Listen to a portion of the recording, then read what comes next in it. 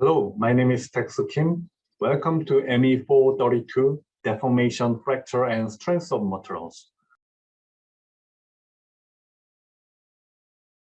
The objective of this course is to help the students understand macroscopic behaviors and microscopic characteristics of common engineering materials, such as metals, ceramics, plastic, and composites.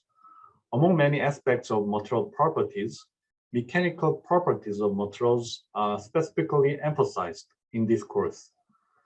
Topics covered include survey of various engineering materials and related engineering properties, structure and deformation of crystalline solids, fracture and strength of materials, fatigue of materials under repeated loading conditions, time-dependent behavior such as creep and damping, correlation between microstructural phenomena and macro-scale behaviors, case studies in real engineering systems, including cars, airplane, mobile phone, robot, MEMS devices, etc., will be covered.